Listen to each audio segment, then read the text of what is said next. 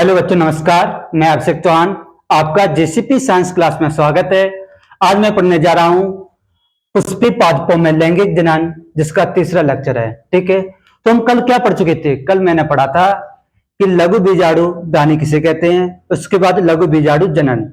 लघु बीजाणु जनन किसे कहते हैं?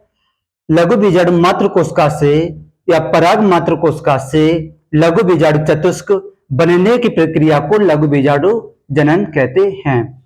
अब हम देखेंगे लघु बीजाणु चतुष्क से परागकण का परिवर्धन कैसे होता है। तो मेरी नेक्स्ट हेडिंग है लघु बीजाणु चतुष्क का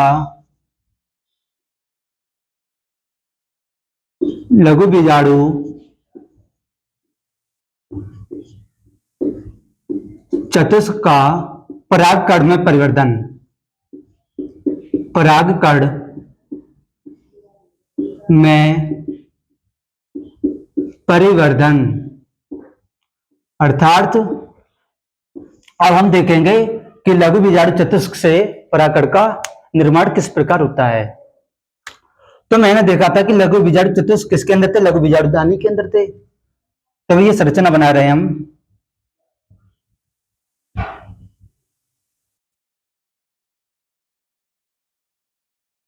ये समझने के लिए बता रहे हैं, ठीक है।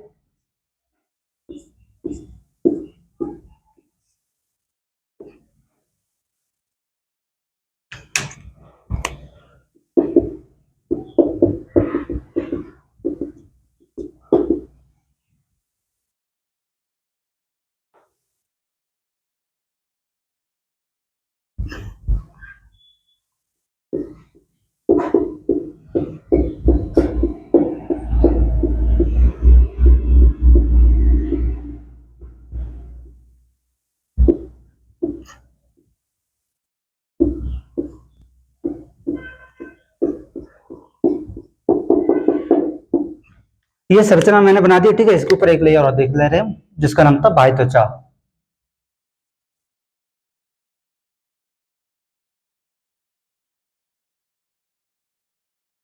ये कौन सी लेयर? बाह्य त्वचा है, बाह्य त्वचा। इसके अंदर की लेयर है जिसे बोलते हैं क्या? अंतस्थिसियम। अंतस्थिसियम। तीसरी लेयर है मध्यस्तर, और चौथी लेयर है जो सबसे अंदर की ओर है जिसे हम बोलते हैं टेपिटम। टेपिटम। तो हम सबसे पहले ये देखें कि जो लघु बीजाणु दानी है इसमें कितनी लेयर होती हैं, इनके कार्य क्या हैं। लघु बीजाणु दानी की कार्य, लघु बीजाणु दानी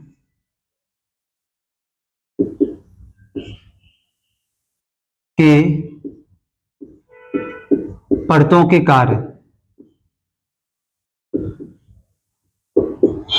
यह लघु बीजाणु दानी की परतों या भित्ति के कार्य। कि लघु बीजाणु दानी में कितनी भित्ति होती है? 4 होती है।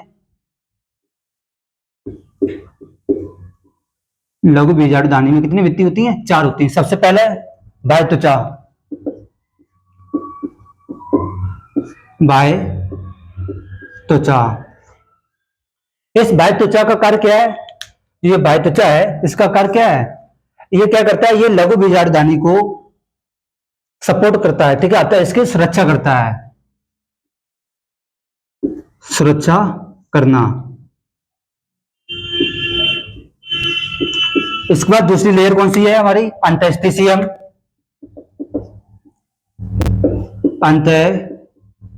अंतस्थिसियम। अंतस्थिसियम का कार्य क्या है? ये भी सुरक्षा करती है, ठीक है। यह स्फुटन में सहायक। स्फुटन में सहायक।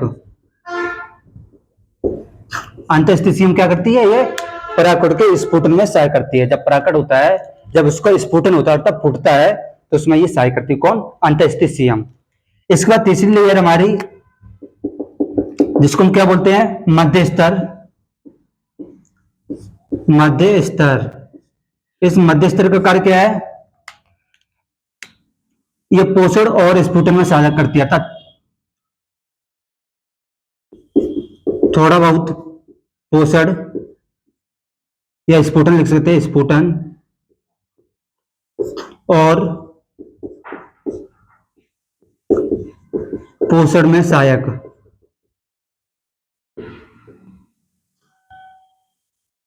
तो मध्य स्तर का कार्य क्या है? ये थोड़ा बहुत स्फुटन करता है और थोड़ा बहुत पोषण में सहायक है। कौन? मध्य स्तर। ये मध्य स्तर कितनी होती है? 1 से 3 लेयर होती है, याद रखना।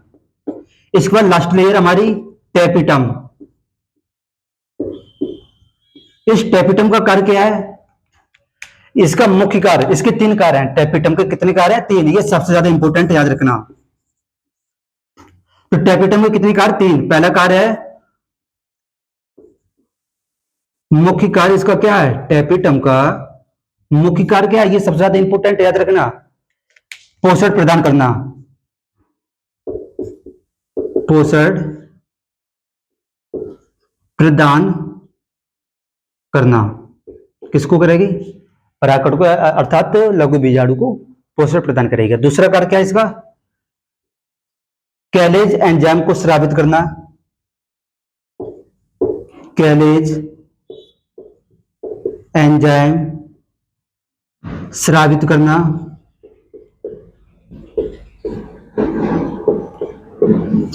और तीसरा कार्य क्या है? स्पोरोपोलिनिन का निर्माण करना। स्पोरोपोलिनिन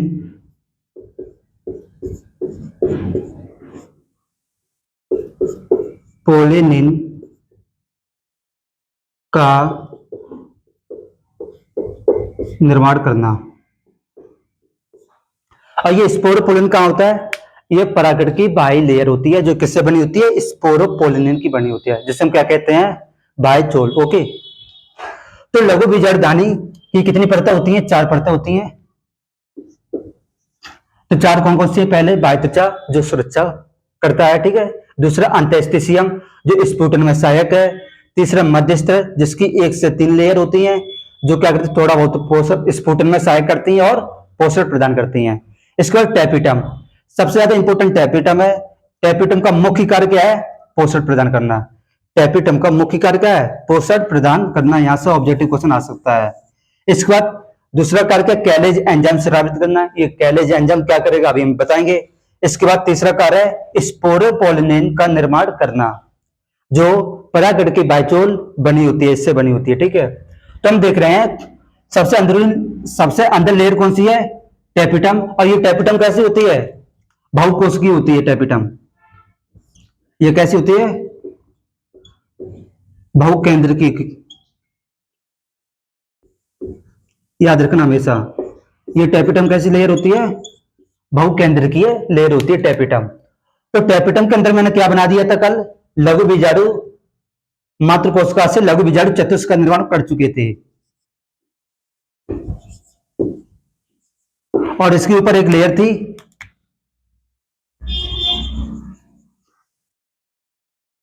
इसके ऊपर एक लेयर थी। ऐसे लघु बीजाणु कई होंगे।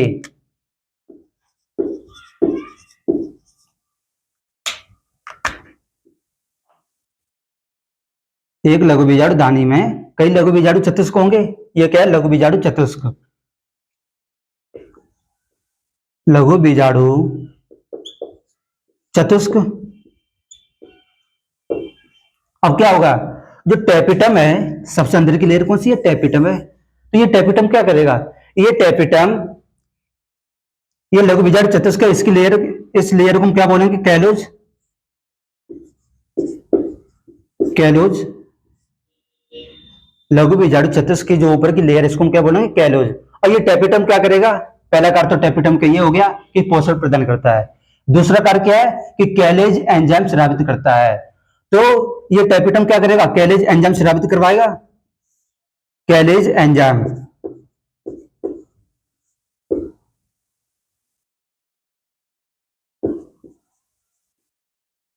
कैलेज एंजाइम स्रावित करना। और ये कैलेज एंजाइम क्या करेगा? ये कैलेज एंजाइम, जैसे कि सपोर्टेड डीएनए है,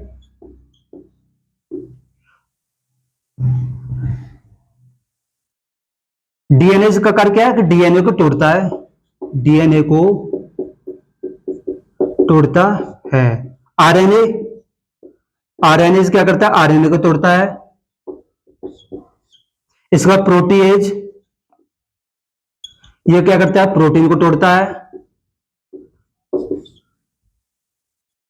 इसी प्रकार लैक्टेज क्या करता है, लैक्टोज को तोड़ता है। इसी प्रकार ये कैलेज एंजाइम है, ये कैलेज एंजाइम क्या करेगा, ये कैलेज भित्ति को तोड़ देगा। तो ये कैलेज एंजाइम है, कैलेज एंजाइम ये क्या करेगा, ये कैलोज भित्ति को तोड़ देगा। कैलोज भित्ति को तोड़ता है।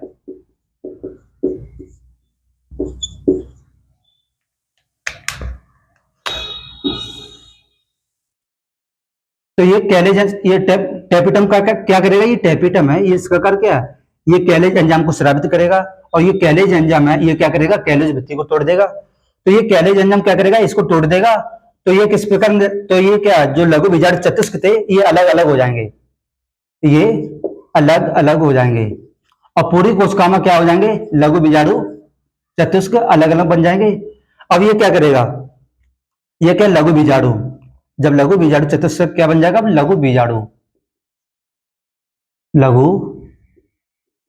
बीजाणु। ठीक है। तो मैंने अभी क्या देखा है, मैंने देखा कि लघु बीजाणु चतुष्क का परागकण में परिवर्तन किस प्रकार होता है। इससे पहले मैंने देखा कि लघु बीजाणु दानी में कितनी परतें थी, 4 परतें थी। पहली बाह्यत्वचा जो सुरक्षा प्रदान करता है, दूसरी अंतःस्थितियम जो स्फुटन में सहायक है, तीसरी लेयर कौन सी है, मध्य स्तर है जो थोड़ा बहुत स्फुटन करता है और थोड़ा बहुत पोषण प्रदान करता है, किसको, लघु बीजाणु चतुष्क को। इसके बाद टेपिटम, इस टेपिटम के कितने कार्य हैं, 3 कार्य हैं। मुख्य टेपिटम का मुख्य कार्य क्या है, पोषण प्रदान करना, किसको, लघु बीजाणु को। ठीक है। दूसरा कार्य क्या है, कैलेज एंजाइम स्रावित करना। ये टेपिटम क्या करेगा, कैलेज एंजाइम स्रावित करेगा। और इस कैलेज एंजाइम क्या करेगा, ये कैलोज की भित्ति को तोड़ देगा। जैसे कि ये टेपिटम कैलेज एंजाइम को स्रावित करेगा, तो ये कैलेज एंजाइम क्या करेगा, इस कैलोज भित्ति को तोड़ देगा। और ये जितने लघु बीजाणु चतुष्क थे, ये सभी लघु बीजाणु अलग अलग हो जाएंगे और ये कैलेज एंजाइम टूट जाएगा। ठीक है। ये कैसे, जैसे कि डीएनएज है, ये क्या कहता है, डीएनए को तोड़ेगा। आरएनएज क्या करेगा, आरएनए को तोड़ता है। प्रोटीएज प्रोटीन को तोड़ता है। ऐसे लैक्टेज को तोड़ता है। सुक्रोज को तोड़ता है। इसी प्रकार कैलोज को तोड़ता है। ठीक है। इसके बाद ये स्क्रीनशॉट ले लो इसका। इसके बाद आगे देख रहे हैं कि किस प्रकार परागकण का निर्माण होता है। तो मैं देख चुका कि किसका निर्माण हो गया, लघु बीजाणु का निर्माण हो चुका है। अब देखेंगे हम लघु बीजाणु का परागकण में परिवर्तन किस प्रकार होता है। तो ये संरचना किसकी है, लघु बीजाणु, ये संरचना किसकी है, लघु बीजाणु है ये।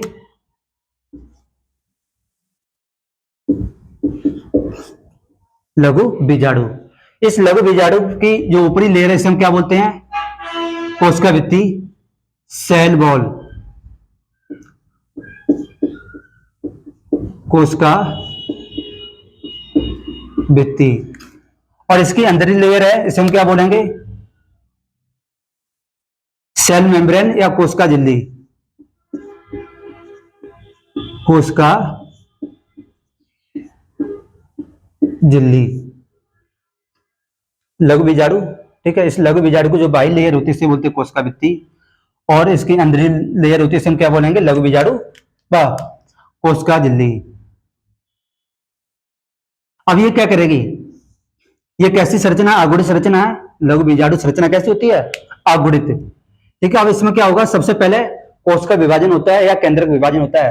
तो सबसे पहले क्या होता है, केंद्रक विभाजन होगा। ठीक है। तो इससे केंद्रक बन जाएंगे, 2 असमान केंद्रक बनेंगे, इसमें विभाजन होगा और 2 असमान केंद्रक होंगे, अर्थात लिख सकते हैं केंद्रक विभाजन, केंद्रक विभाजन। इसको इंग्लिश में क्या बोलेंगे, कैरियोकाइनेसिस, कैरियोकाइनेसिस।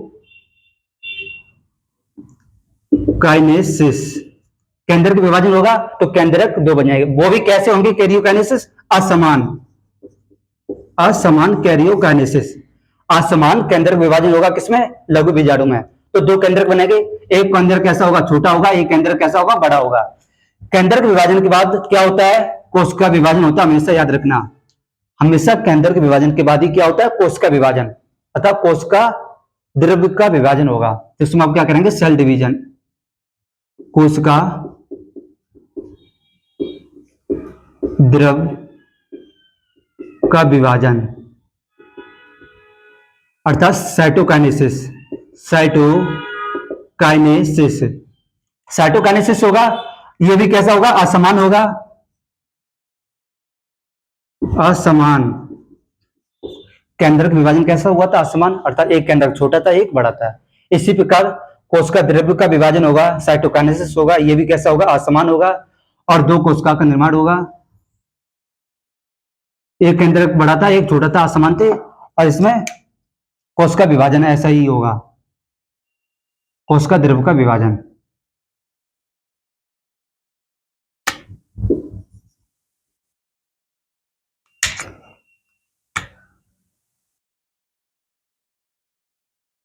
तो ये संरचना किसकी बन गई, या बोल सकते हैं, ऐसे कर सकते हैं।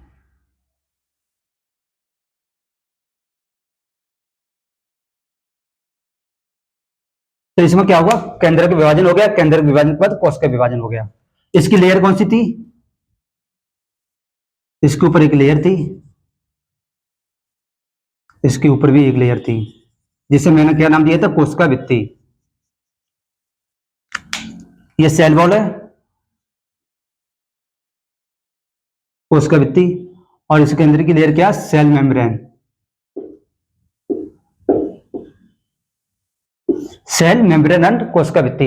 अब क्या हुआ, ये कोशिका भित्ति बन गई, अर्थात ये किसका निर्माण हो गया, सेल वॉल, अर्थात लघु बीजाणु का हमने इसमें डिवीजन हो गया। अब क्या होगा, जो लघु बीजाणु बना है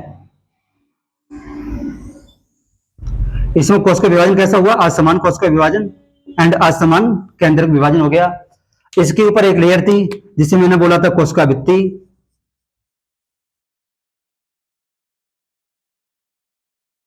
इसे मैंने क्या नाम दिया था, कोशिका भित्ति, सेल वॉल।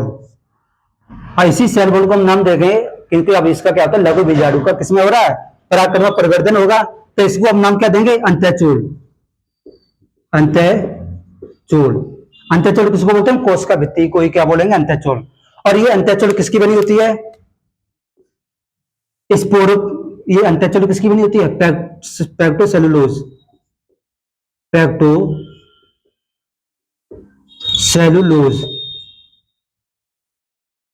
तो कोशिका वो अंतःचूल किसकी बनी होती है, पैक्टोसेलुलोज, जो अंदर की ओर होती है। इसके ऊपर एक लेयर और होती है,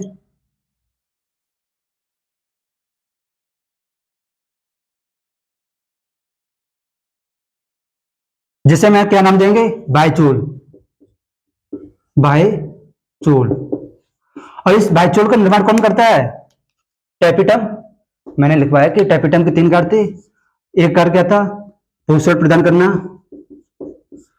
दूसरा कार्य क्या है, कैलेज एंजाइम, कैलेज एंजाइम, और तीसरा बायचूल का निर्माण, बायचूल का निर्माण। तो कैलेज एंजाइम टैपिटम 3 कार्य करता है। तो पहला कार्य इसने किया था, पोषण प्रदान किया, दूसरा कार्य इस कैलेज एंजाइम ने कैलेज भित्ति को तोड़ दिया, जिससे लघु बीजाणु अलग अलग हो गए। अब क्या होगा, तीसरा कार्य क्या करेगा, ये काम हो गया, दूसरा हो गया, तीसरा कार्य क्या करेगा, ये बायचूल का निर्माण करेगा। ये बायचूल है, परागकण का जो बायचूल है, ये किसके बना होता है, स्पोरोपोलिनिसैकेराइड, स्पोरोपोलिनिन सैकेराइड, इधर पैक्टोसेलुलोज सैकेराइड बोल सकते हैं, ठीक है। जो स्पोरोपोलिनिसैकेराइड है, ये क्या है, आगे चलो हम बता देंगे। ये क्या है, अब ये चित्र किसका बन गया, परागकण का। इसी चित्र को हम क्या बोलते हैं, परागकण।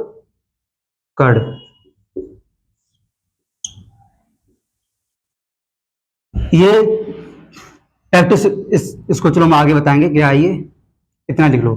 तो मैंने इस हेडिंग में क्या देखा है, लघु बीजाणु चतुष्का परागकण में परिवर्तन किस प्रकार होता है। तो मैंने इसको समझाया इस चित्र के अकॉर्डिंग कि इसमें मेन कार्य किसका है, टैपिटम का।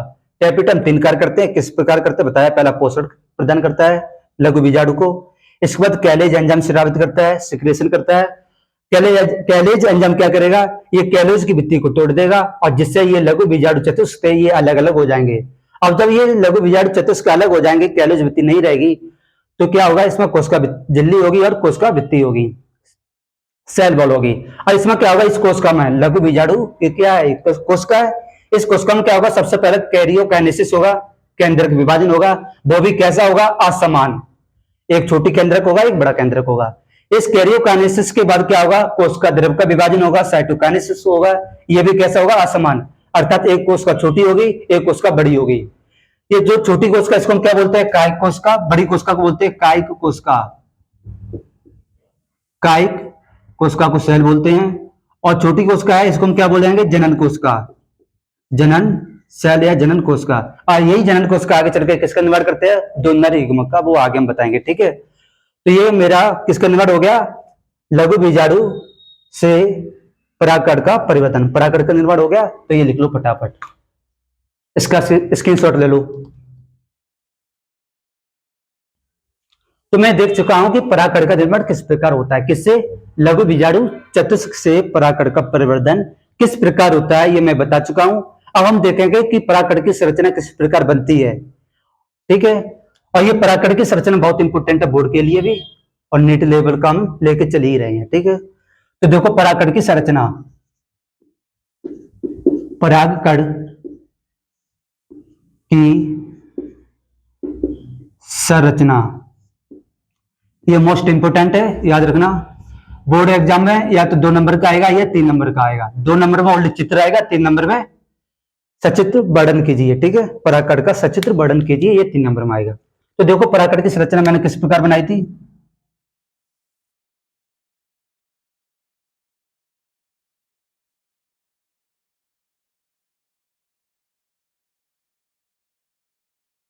ये मैंने चित्र बना दिया, ठीक है। सबसे पहले इसमें क्या किया था मैंने, केंद्र का विभाजन हुआ था, वो भी कैसा, असमान केंद्र का विभाजन हुआ था। इसके बाद कोशिका विभाजन हो गया था, अब वो भी कैसा हुआ था, कोशिका विभाजन, असमान कोशिका विभाजन हुआ, ये बड़ी कोशिका कर दे रहे हैं हम। अब देखो इसके ऊपर एक लेयर थी, परागकण के ऊपर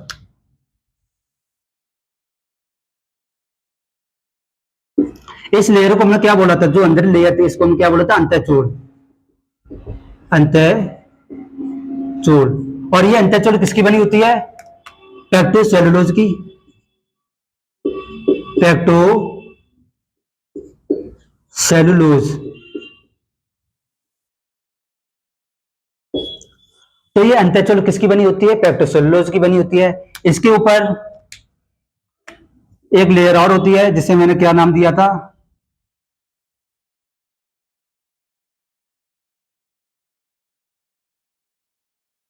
जिसे मैंने नाम दिया था बायचोल, बायचोल। और ये बायचोल किसकी बनी होती है, स्पोरोपोलिनिन सैकेराइड की, स्पोरोपोलिनिन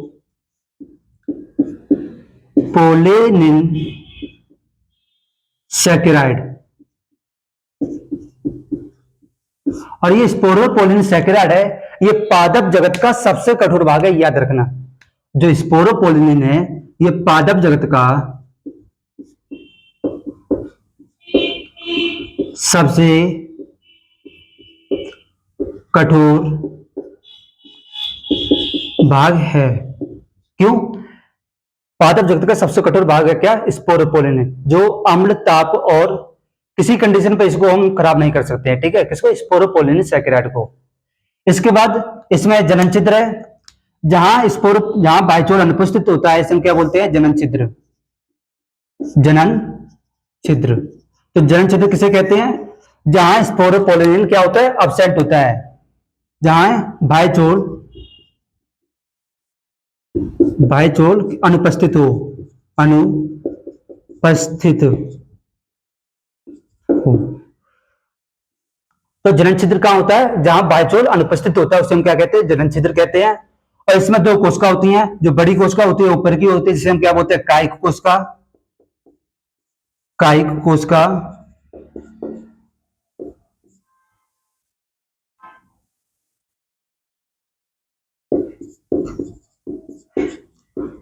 और जो अंदर की ओर होती है, नीचे होती है, छोटी कोशिका होती है, जिसे हम क्या बोलते हैं, जनन कोशिका। जनन कोशिका। और ये जनन कोशिका आगे चलकर किसका निर्माण करती है, दो नर युग्मक, दो नर युग्मक, वो आगे हम बता रहे हैं। ठीक है, ये काय कोशिका है, इसका कार्य क्या है, जो काय कोशिका है, ऊपर वाली काय कोशिका है, इसका कार्य क्या है, ये पराग नलिका का निर्माण करती है। ये क्या करती है, परागण प्रक्रिया के लिए पराग नलिका का निर्माण करती है। पराग नलिका का निर्माण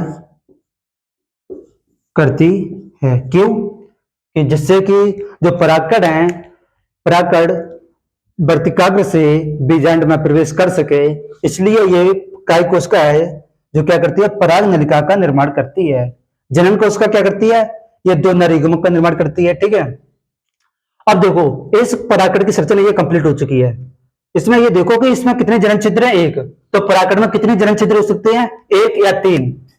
अगर किसी पादप में, परागकण में एक जनन छिद्र है, एक जनन छिद्र है, तो इसे हम क्या बोलेंगे, मोनोकॉलपेट। मोनोकॉलपेट अर्थात ये कौन से पादप में होता है, मोनोकोट। मोनोकोट, एक बीजपत्री, एक बीज पत्री। तो एक बीज पत्री में क्या होता है, एक जनन छिद्र कौन से पादप में होता है, मोनोकॉलपेट के, अर्थात जिस परागकण में एक जनन छिद्र होता है, जिसे हम क्या कहते हैं, मोनोकॉलपेट। और ये कौन से पादपों में मिलता है, एक बीजपत्री पादपों में। ठीक है, मोनोकोट में मिलता है। अगर परागकण में तीन जनन छिद्र हैं, तीन जनन छिद्र हैं, तो इसे हम क्या बोलेंगे, ट्राइकॉलपेट। ट्राइकॉलपेट अर्थात ये किसमें होता है, डाइकोट में। डाइकोट अर्थात द्विबीजपत्री, द्विबीजपत्री पादपों में।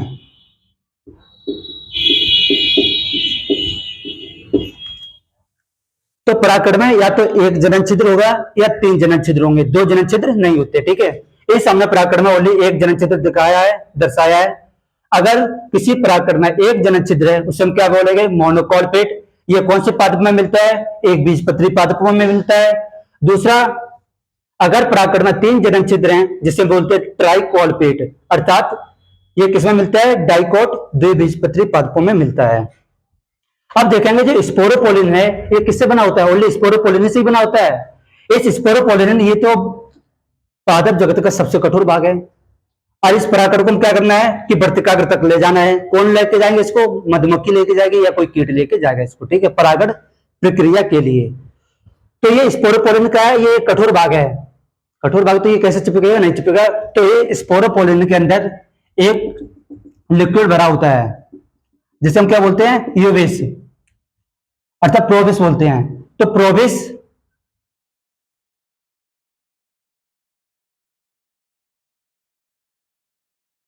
ये स्पोरोपोलिन प्लस प्रोबिस। और ये प्रोबिस किसका बना होता है, लिपिड, अर्थात ये चिपचिपा भाग होता है। कौन, ये प्रोबिस। स्पोरोपोलिन कैसा होता है, कठोर होता है। और प्रोबिस ये कैसा होता है, लिपिड का बना होता है। ठीक है, लिपिड या वसा का बना होता है। ये दोनों मिलकर, कौन, स्पोरोपोलिन और प्रोबिस, ये दोनों मिलकर किसका निर्माण करेंगे,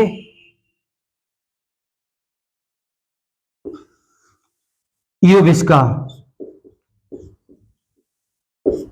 ये याद रख सकते हैं, एक्स्ट्रा पॉइंट है। ठीक है, यूबिस का निर्माण, यूबिस का निर्माण कौन करता है, प्रोबिस लिपिड का बना होता है। और स्पोरोपोलिन और प्रोबिस ये दोनों मिलकर किसका निर्माण करेंगे, यूबिस का निर्माण करते हैं। ठीक है, तो ये मेरी कंप्लीट संरचना होगी किसकी, परागकण की। क्या, सबसे पहले मैंने देखा इसमें दो लेयर होती हैं। जो सबसे अंदरूनी लेयर होती है, अंदर की लेयर होती है, हम क्या बोलते हैं, अंतःचोल बोलते हैं। जो किसकी बनी होती है, पेप्टोसेलुलोज की बनी होती है। इसके बाद इसके एक बाहरी लेयर होती है जिसे बायचोल बोलते हैं। बायचोल किसका बना होता है, स्पोरोपोलिसैकेराइड प्लस प्रोबिस। ये प्रोबिस कैसा होता है, एक चिपचिपा पदार्थ होता है जिसे क्या बोलते हैं, हम लिपिड बोलते हैं। और स्पोरोपोलिन और प्रोबिस मिलकर किसका निर्माण करते हैं, यूबिस का निर्माण करते हैं। और जो स्पोरोपोलिन है ये पादप जगत का सबसे कठोर भाग है, ठीक है। इसके बाद हम देखेंगे कि इसमें जो सबसे बड़ी कोशिका होती है इसे हम क्या बोलते हैं, काय कोशिका, जो क्या करती है, पराग नलिका का निर्माण करती है। इसके बाद इसमें एक जनन कोशिका होती है, एक या दो कोशिका होती है जनन कोशिका, ठीक है, जो क्या करेंगे, दो नर युग्मक का निर्माण करती हैं। इसको हम इस प्रकार भी लिख सकते हैं। इसमें मैंने कितनी कोशिका बनाई है, एक दो कोशिका बनाई थी, हम तीन भी कोशिका बना सकते हैं, वो हम अभी बताएंगे, ठीक है। तो इस परागकण की कैसी रचना है, तीन कोश की संरचना है। परागकण कैसी संरचना है, तीन कोश की है, एक कोशिका, दो कोशिका, तीन कोशिका है, तो तीन कोश की संरचना है। इसमें जनन छिद्र होता है। जनन छिद्र कहां पाया जाता है, जहां बाह्यचोल अनुपस्थित होता है उसे हम क्या कहते हैं, जनन छिद्र कहते हैं, ठीक है। इस कोशिका, इस परागकण में कितने जनन छिद्र हैं, या तो इसमें तो एक है जनन छिद्र, ठीक है, या तो एक जनन छिद्र हो सकता है या तीन हो सकते हैं।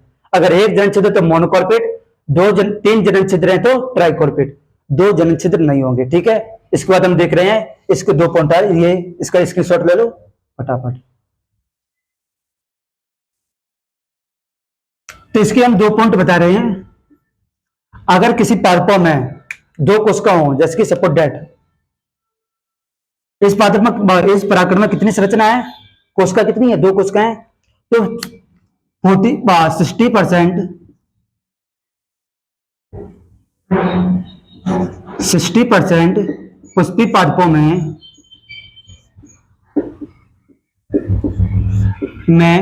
परागकण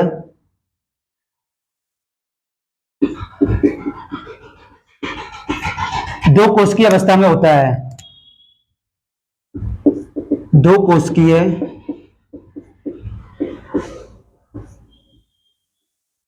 अवस्था में होता है, ठीक है। तो 60% पुष्पी पादपों में परागकण कैसे होते हैं, दो कोशिकीय अवस्था में, एक कोशिका और दो कोशिका, ठीक है। और 60%, इसके बाद 40% पुष्पी पादपों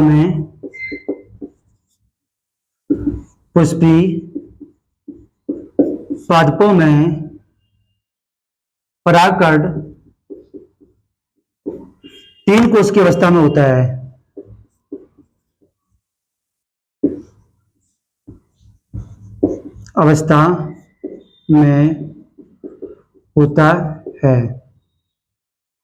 तो 60% पुष्पी पादपों में परागकण कैसा होता है, तीन कोश की अवस्था में होगा, दो कोश की अवस्था में होगा, और 40% पुष्पी पादपों में परागकण तीन कोश की अवस्था में पाया जाता है। यह परागकण कैसा है, तीन कोश की अवस्था में है, और 60% पुष्पी पादपों में कैसा होता है, दो कोश की अवस्था में होता है, ठीक है, क्या परागकण होता है। अब देखो परागकण की संरचना कंप्लीट हो चुकी है। इसमें पॉइंट है कि परागकण दो कोश की अवस्था में क्यों होता है, 60% पुष्पी पादपों में दो कोश की अवस्था में क्यों पाया जाता है परागकण, क्योंकि सपोज दैट अगर मुझे क्या करना है, स्टार्टिंग में दो कोशिका पाई जाती हैं, अगर मैं इस कोशिका का विभाजन करेंगे तो दो कोशिका बन जाएंगी, एक से दो कोशिका, तो इसमें क्या होगा, एनर्जी लॉस होगी, ठीक है, एनर्जी खर्च होगी, तो कोई पादप ये नहीं चाहेगा कि मेरी एनर्जी खर्च हो। सपोज दैट इस परागकण का क्या हो रहा है, परागण हो रहा है, परागण किसी प्रक्रिया द्वारा हो रहा है, कोई कीट लेके जा रहा है, और ये परागण उस स्थान पर वृत्तिकाग्र पर नहीं पहुंच पाया और खराब हो जाएगा, तो इसकी एनर्जी खत्म हो जाएगी, इसलिए ये स्टार्टिंग में दो कोश की अवस्था में होता है। जब परागकण परिवर्तन होता है, अर्थात जब परागकण का अंकुरित होता है, तब ये परागकण कौन सी अवस्था में होता है, तीन कोश की अवस्था में होता है हमेशा। जब परागकण क्या होता है, अंकुरित होता है, उससे पहले दो कोश की अवस्था में भी होता है, तीन कोश की अवस्था में भी होता है। तो परागकण की संरचना कंप्लीट हो चुकी है, लिख लो ये भी पॉइंट। तो परागकण की संरचना हम देख चुके हैं, अब देखेंगे कि कुछ एक्स्ट्रा पॉइंट है, हम वो देख रहे हैं, ठीक है, एक्स्ट्रा पॉइंट जो हमारे एनसीईआरटी से बाहर हैं। तो इसमें हम देखेंगे कि जो सबसे बड़ा परागकण कौन सा पाया जाता है, सबसे बड़ा परागकण कौन सा है, सबसे छोटा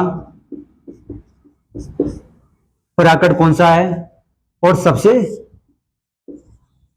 लंबा परागकण कौन सा है, ठीक है। तो ये तीन पॉइंट हैं। सबसे बड़ा परागकण कौन सा है, मिरेबिलिस जाल्पा बोल सकते हैं, ठीक है, मिरेबिलिस जाल्पा, जिसमें सबसे बड़ा परागकण पाया जाता है। इसके बाद मायोसोटिस, मायोसोटिस मायोसोटिस का परागकण सबसे छोटा पाया जाता है और सबसे लंबा परागकण कौन सा पाया जाता है? जोस्टेरा। जोस्टेरा बोलते हैं, जोस्टेरा, जोस्टेरा। तो सबसे लंबा परागकण कौन सा होता है? जोस्टेरा। सबसे छोटा परागकण मायोसोटिस। एंड सबसे बड़ा परागकण कौन सा होता है? मिरेबिलिस। जालपाग का परागकण सबसे बड़ा होता है। इसके बाद देखेंगे परागकण की हानि। परागकण से हानि,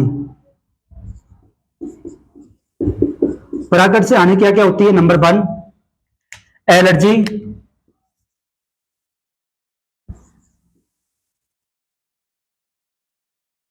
परागकण से कौन सी एलर्जी हो जाएगी? इसके बाद श्वसन शोथ या अस्थमा, एलर्जी, अस्थमा और श्वसनी शोथ, श्वसनी शोथ। तो ये परागकण की हानि कौन कौन सी? एलर्जी होगी, अस्थमा और श्वसनी शोथ। ये एलर्जी किससे होती है? कई प्रकार होते हैं, जैसे कि सपोज दैट आप गेहूं काटने गए होंगे तो उसमें एक घास देखी होगी, गेहूं है, जानी पहचानी घास, जिसे बोलते हैं पार्थेनियम, पार्थेनियम घास।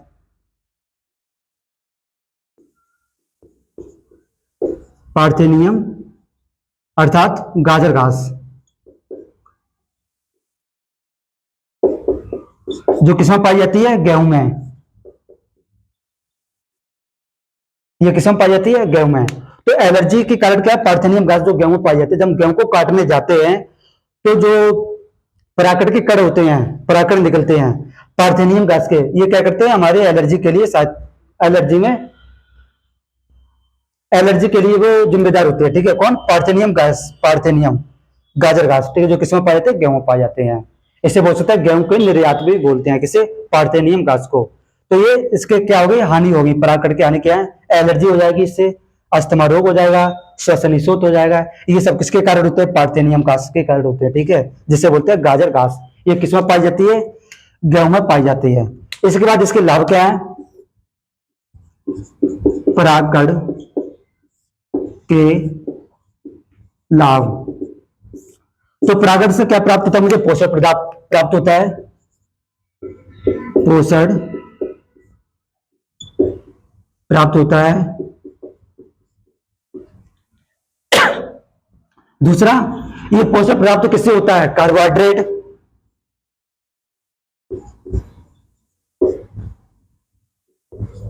Protein, lipid. इससे क्या प्राप्त होता है? पोषण प्राप्त होता है। ठीक है, इसका स्क्रीनशॉट ले लो।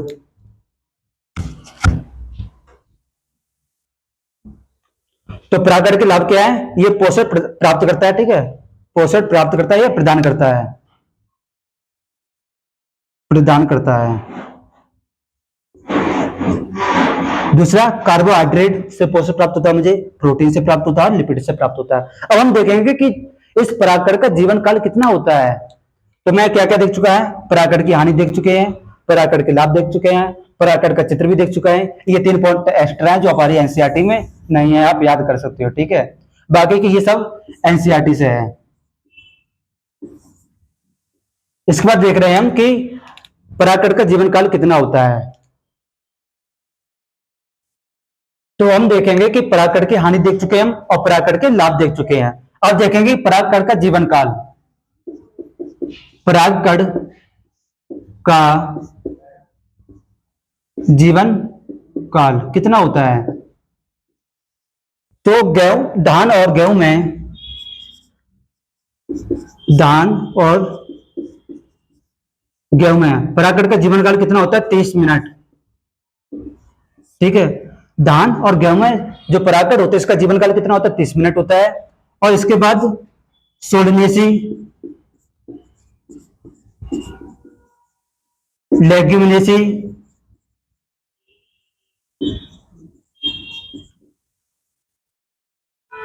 सोलनेसी, लेग्यूमिनेसी और कुकुरबिटेसी कुल।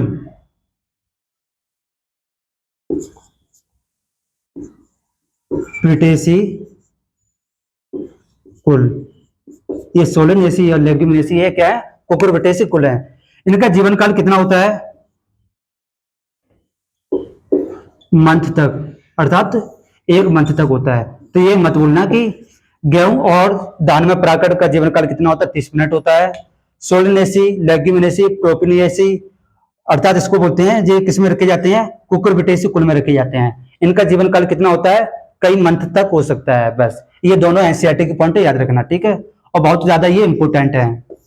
तो आज मैंने क्या पढ़ा है कि लघु बीजाणु चतुष्क से परागकण का परिवर्तन किस प्रकार होता है, और परागकण की संरचना किसे कहते हैं। परागकण की संरचना मैंने कंप्लीट की है। इसके बाद परागकण के लाभ, हानि और परागकण के जीवन काल, और कल हम पढ़ेंगे स्त्री के साथ स्टार्ट करेंगे, ठीक है? Thank you.